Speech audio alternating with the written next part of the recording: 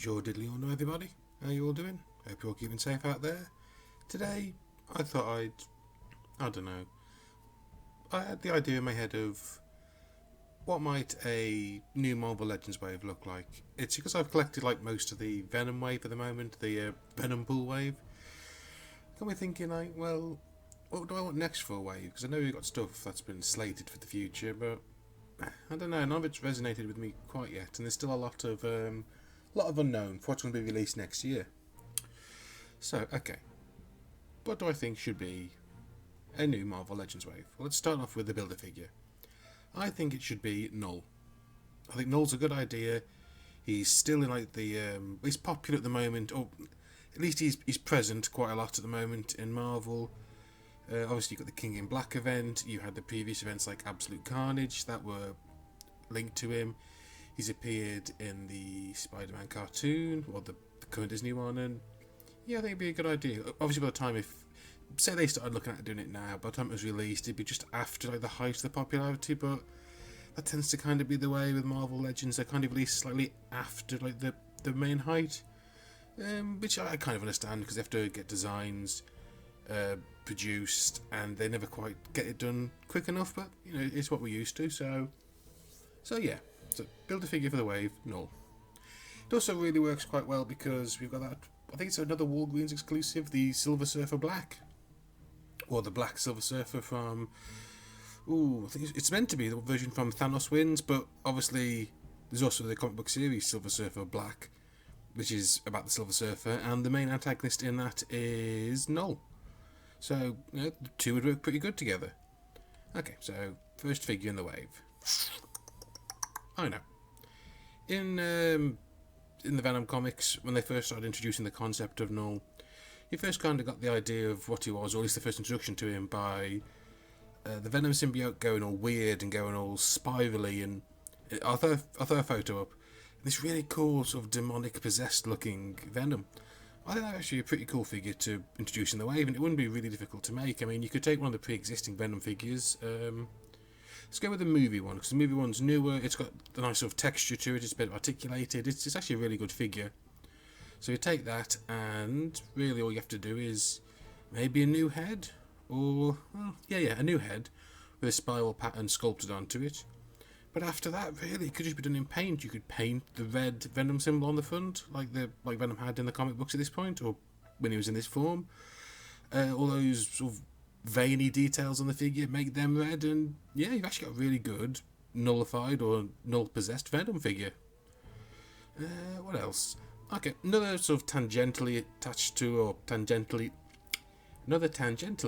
that's the way of saying it, character connected to Null is Thor, because the whole reason that Null sort of like sealed away was because of a fight between Thor and one of his avatars. So let's go for Thor. Let's go for the modern Thor, the Thor after he's made a Held of Galactus, the Held of Thunder. That's a really cool modern design in the new Donny Cates comic book, and I've actually been reading this book, buying it, it's really good. And the design is both classic and cosmic. And really, like, if we take the Marvel Legends Return Thor, that's like 70 to 80% of the sculpting is already there. Like, most of the work's already done. And it'd just be a case of, like, some new arm parts, new shoulders, change the chest a little bit, but I mean, like the basic bulk of the figure, the chainmail sculpting, even most of the boot design is still there, and I think that's actually a really good figure. Obviously, recast Mjolnir, maybe give us a luminous Mjolnir, like he's often seen having in the comic books when he's the Held of Galactus. Okay, what next? Okay, every line needs like a really easy to make figure, so let's go back to Earth 65, the universe of Spider-Gwen, or Ghost Spider, whoever Marvel are marketing at the moment. And let's look at Matt Murdock, or Matt Murdock, as he's known there.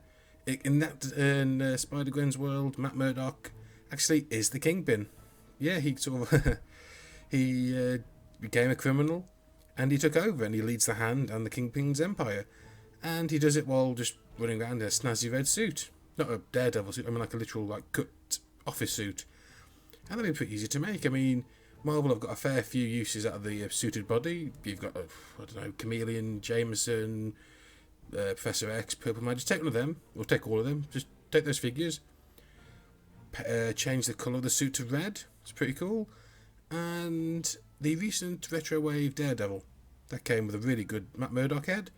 Just plop that on the body, and bing bang bosh, you've got a decent Matt Murdock, or Matt Murdock from Earth 65. Cheap and easy to make figure, but it'll fill a hole in the collection. And for people who are Daredevil fans, it works pretty well as an uncostumed Matt Murdock. Okay, now let's think. Female figure. Let's see the female figure. I know. Another comic book coming at the moment is the new Spider-Woman series. And in that, she has a new costume, which she seems to get every time she gets a new series. But this one is actually really good. I actually really like this costume. It's quite daring. It's black and red with a yellow detailing, and I think it looks really good. It's very form-fitting. But it's a really nice, modern classic costume, I'd say. Okay, so how would you make that? Easy enough. The recent Hasbro Pulse, or Hasbro, what was it? Hasbro Fan Vote, that's it. The Fan Vote 2020 Winner Silk figure. I've reviewed that figure, I've owned that figure. It's really good. Just take that figure, keep all the extra hands, so you have the open hands, the gripping hands, the fists. New head, probably take the head from one of the previous Spider-Woman figures. Probably the classic one, because that's got the same sort of face and mask design. Pop that on there, repaint it. Jobs are good, and you've got a really good, yet again, easy to produce figure. And should I be cheeky and ask for a second female figure in a wave? Yeah, why not? As always, I always petition for Tigra. Tigra should be a figure. She's a classic Avenger. She's a great design. She's a great fun character. She'd be an interesting and striking figure to own. And I know Hasbro made one back in the dark ages of Marvel Legends, but it's actually one of the least worst figures they made in that time. And if I could track one down for a reasonable price, I'd probably have it on my shelf as a stopgap. But really, give us a new one with some a new, more curvaceous female book, maybe Moonstone-esque, something like that. And yeah, just give us a new Tiger. It fits in well with the Avengers, especially the West Coast, and I just love to see more of her. Let's think. 1, 2, 3, 4, 5. Okay, let's get a 6. Let's make it a 6-figure wave. Let's get the last one. What shall we do for the last one? Right. In recent issues of Venom, you've had a character named Virus, and that is I'm just going to say an unknown. We know who it is now, but a mainly unknown character wearing a shoddily reconstructed Iron Man / War Machine armor with Spider-Man villain weapons like pumpkin bombs, a dodgy patched together goblin glider. And he's been running around hunting down Venom to get revenge for something. It's actually a really nice striking design. It's basically like an Iron Man armor painted black with yellow Venom detailing. What's white on Venom's body on there is yellow. I just think it looks really cool. And yet again, it's a really easy figure to make. In theory, take one of the movie War Machine figures, like the probably your best bet would maybe the one used to make the Punisher War Machine figure.